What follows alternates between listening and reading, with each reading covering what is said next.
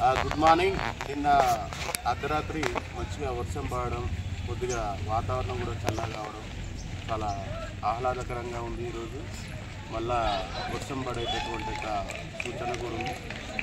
ఈ మధ్యన చెట్లు తగ్గడంతో వర్షాలు తగ్గాయి. ఎందుకంటే చెట్లు మొత్తం కూడా వర్షాలని ఆకర్షిస్తాయి. కాబట్టి ఇక రాబో కాలము ఎండాకాలం తర్వాత వచ్చేది వర్షాకాలమే. కాబట్టి ఆ వర్షాకాలంలోనైనా సరే చిన్న చిన్న చెట్లను పెడితే అవి కొన్ని సంవత్సరాలు అయిన తర్వాత అవి కూడా పెద్దగా అయ్యేసి ఏంటిది మంచి ఆక్సిజన్ ఇవ్వడంతో పాటు వర్షాలను కూడా అట్రాక్ట్ చేసుకుంటాయి. కాబట్టి కనీసం మన చేతనైనంత వరకు మనం కూడా చెట్లు నాటితే పర్యావరణం కూడా సమతుల్యమయ్యి అనేక సమస్యల్ని తీరుస్తుందని నేను అనుకుంటాను. డాక్టర్ గారు ఎలా అనిపిస్తుంది ఈరోజు? అంటే నైట్ వర్షం హెచ్చరిక కూడా వచ్చింది మనకు. అధికారులు 5 రోజులు వర్షం వస్తుంది, కొంచెం జాగ్రత్తగా ఉన్నారు, ప్రజలు కూడా అప్రమత్తులు. అంటే చిన్న వర్షం రావటం వల్ల యాక్చువల్గా భూమిలో ఉన్నటువంటి వేడి బయటకు వచ్చి మనకి రప్పున వేడి కొట్టింది. బట్ అది ప్రకృతి ధర్మం.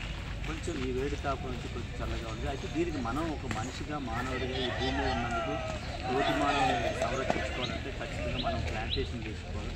ఏ చిన్న మొక్క ఎక్కడికో వంగిపోయినా కుంగిపోయినా దాన్ని నిరాలు పెట్టి దాన్ని వాటర్ పోయటం, ఎక్కడన్నా ఆకు విలువలాడుతుంటే దాన్ని సంరక్షించుకోవటం, అలాగే వేస్టేజ్ వ్యర్థ పదార్థాలను కూడా మన కళ్ళ ముందు ఉంటే తీసివేయటం.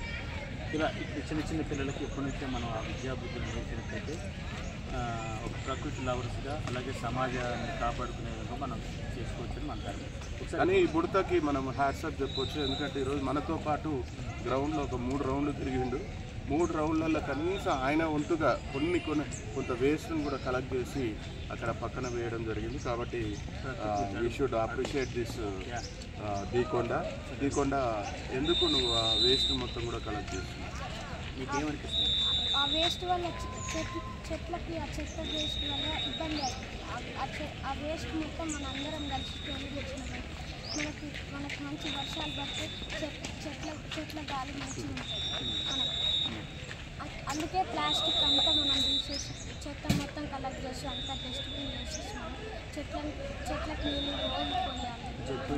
జంతువులు కూడా మంచిగా ఆ గాలికి జంతువులు కూడా మంచిగా. ఇంకొకటి ఈయన దగ్గర ఉన్నటువంటి ఒక గొప్ప ఏంటిది మంచి లక్షణం ఏంటంటే గోమాత కనపడంగానే ఏం చేస్తారంటే ఇమ్మీడియట్గా దానికి ఒక పండు పెడతాడు, దానికి నమస్కారం మంచిగా చేస్తారు. నిజంగా సుప్రీంకోర్టే ఒక తీర్పు ఇచ్చింది. ఎందుకంటే ఎక్కడ పడితే అక్కడ ప్లాస్టిక్ వాడడం వల్ల ఒక గోమాతను పోస్తే దాని కడుపులో ఒక 54 కిలోల ప్లాస్టిక్ బయటకు వెళ్ళిందంట. అందుకనే ప్లాస్టిక్ ఎక్కడ పడితే అక్కడ వేస్తే జరిగే అనర్థం అనమాట. ఏంటిది గోమాతలు ఇవన్నీ కూడా పాటు అలాంటి బాగులు కూడా మనం అతను వీడియో చేస్తున్నప్పుడు కూడా వింటుంటారు.